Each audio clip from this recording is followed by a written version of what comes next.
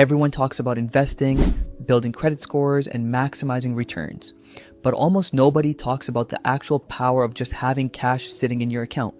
Real money that you can access right now without selling anything, without waiting for approval, without jumping through hoops. It's like cash has become the embarrassing cousin of personal finance that nobody wants to invite to the party. Here's why keeping substantial cash reserves might be the most powerful financial position you could possibly be in. And I'll show you the math that proves it. My name is Ivan, and I help people understand the psychology and mechanics behind building real wealth. If you've ever felt like you're doing everything the experts say but still feeling financially stressed, make sure to subscribe to the channel and hit that like button if this video changes how you think about money. Here's why this matters. Most financial advice optimizes for numbers on a spreadsheet. Higher returns, lower fees, maximum compounding, but numbers on paper don't equal power in real life. Think of it like having a PhD in nutrition versus actually being healthy. Knowing the optimal strategy doesn't help if it leaves you stressed and trapped. Real wealth isn't just about net worth. It's about options, freedom, and the ability to act when everyone else is frozen. First, cash gives you power during chaos. Everyone talks about buying the dip and being greedy when others are fearful. But here's what actually happens during market crashes. Most people can't do anything about it. Their money is already invested, probably down 30 to 40%. They're too scared to sell at a loss, they're getting margin calls or watching their portfolio bleed. The last thing they can do is come up with fresh cash to invest. They're paralyzed. But the person with substantial cash reserves, they're shopping. They're buying assets at 50 cents on the dollar. They're picking up rental properties from desperate sellers. They're acquiring businesses that are temporarily struggling but fundamentally sound. They're making deals that will define their wealth for the next decade. This isn't theory. This is exactly what happened in 2008, in 2020, and it'll happen again in the next downturn. Let me make this concrete. Let's say you kept $200,000 in cash for years. Your friends constantly gave you grief about it. They'd calculate how much you were losing to inflation. They'd show you charts of what that money could have become in index funds. They'd mock you for being too conservative. Then 2020 happened. Markets crashed 35% in a month. Everyone was panicking about jobs, businesses, mortgage payments. Meanwhile, you were calm. Not because you enjoyed watching others suffer, but because you had options. You had power. You had cash. While everyone else was in survival mode, you went shopping. You bought stocks at incredible discounts. You picked up a commercial property from a panicked seller at 40% below market value. 5 years later, that $200,000 in cash that everyone mocked had turned into over $800,000 in assets. But more importantly, you never felt stressed or trapped during one of the most chaotic periods in modern history. That's the difference between being technically rich on paper and being actually powerful in real life. Second, cash gives you walk-away power. This is the most underrated benefit that absolutely nobody talks about. How much would your life change if you had 2 years of expenses sitting in cash right now? Not invested in stocks that you'd have to sell at whatever price the market offers. Not in real estate that takes months to liquidate. Just cash that you could access tomorrow if you needed it. Suddenly, that terrible boss doesn't seem quite so intimidating. That toxic work environment becomes tolerable because you know you could walk away tomorrow. Those unreasonable demands from clients become negotiable because you're not desperate for every dollar. When you have substantial liquid reserves, you can afford to walk away from bad situations, bad jobs, bad business deals, bad investments, bad relationships.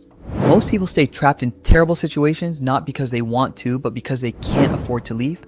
They need the next paycheck. They can't risk the instability. They're financially handcuffed to their circumstances.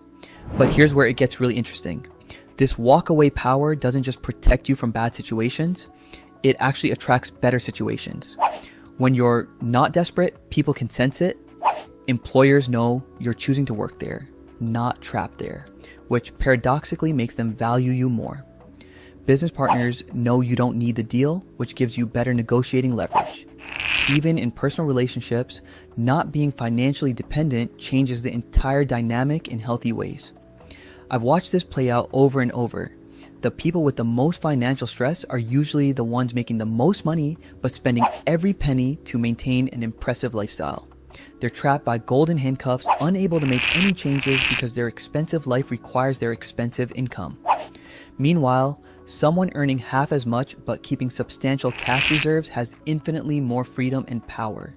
They can take risks. They can try new things. They can walk away from anything that doesn't serve them. Third, opportunity cost works both ways. Everyone knows that money sitting in cash loses purchasing power to inflation.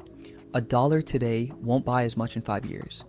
This is the main argument against keeping substantial cash reserves. But here's what they conveniently forget to mention.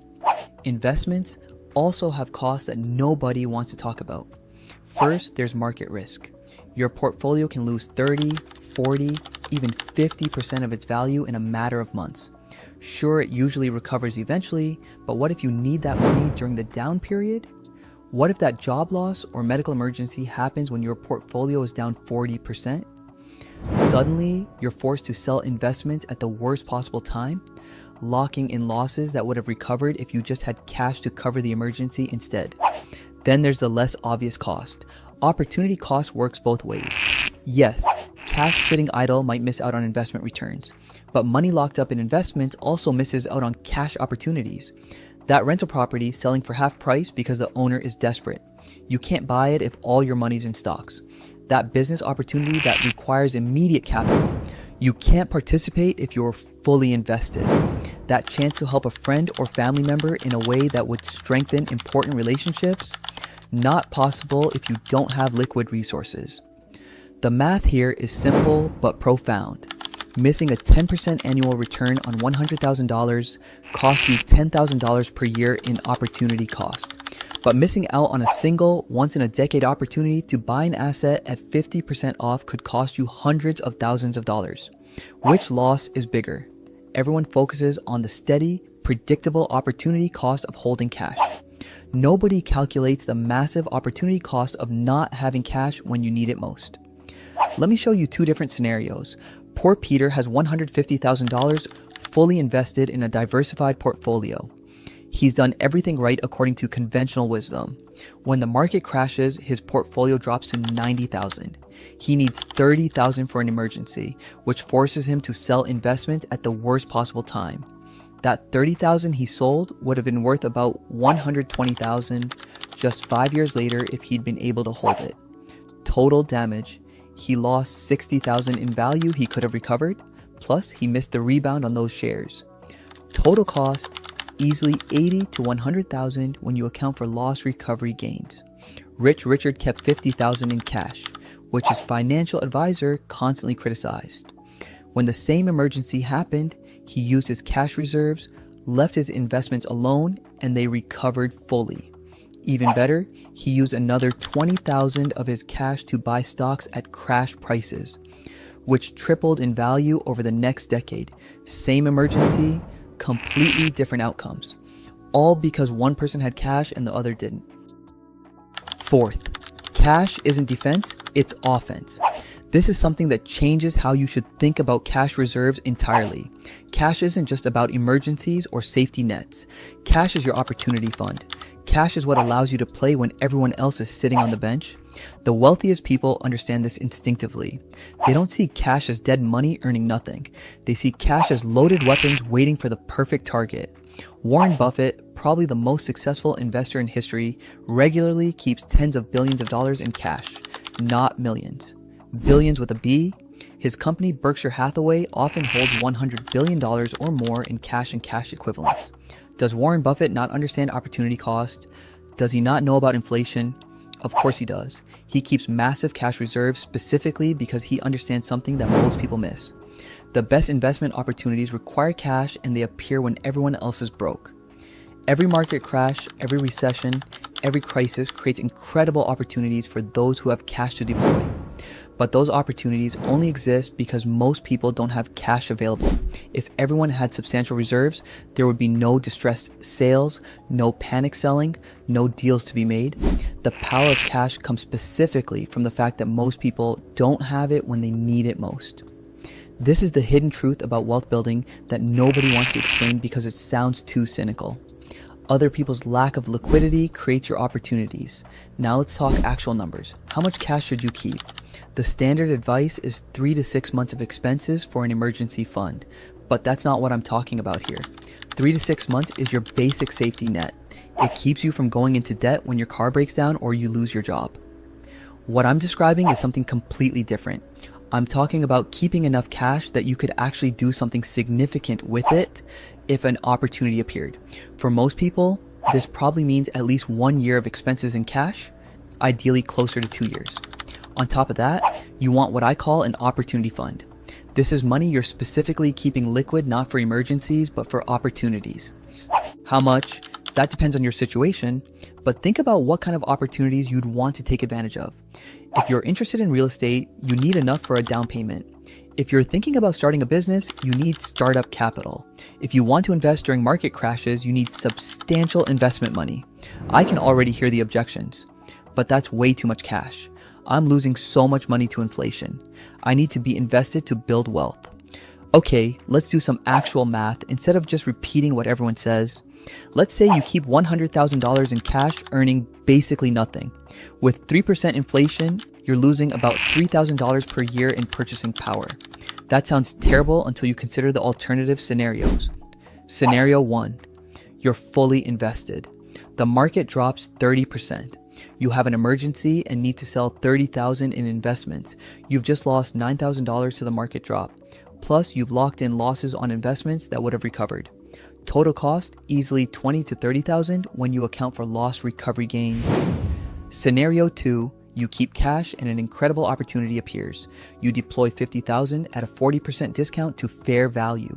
You've just made $20,000 to $30,000 or more, potentially much more if it's a truly great opportunity. Scenario 3, you keep cash. You maintain psychological peace and walk away power for an entire decade, making better decisions because you're not operating from fear. What's that worth? Probably more than any investment return. The point isn't that you should never invest.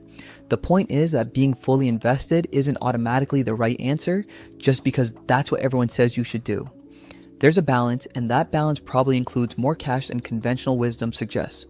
Fifth, cash allows you to be patient with your other investments. When you know you have substantial liquid reserves, you can afford to be truly long-term with your investments. You never have to sell stocks at a bad time because you need money. You never have to liquidate real estate during a down market. You can hold everything as long as it takes for your thesis to play out. This patience alone probably adds several percentage points to your annual returns by avoiding forced selling during downturns. Think about how most people actually behave with their investments. They panic and sell during crashes. They chase returns during bubbles. They make emotional decisions based on their current financial stress. Why? Usually because they don't have enough cash reserves. Every market movement feels like an emergency.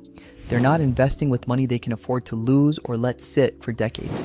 They're investing with money they might need next year, which means every downturn becomes a crisis. Compare that to someone with 2 years of expenses in cash plus an opportunity fund.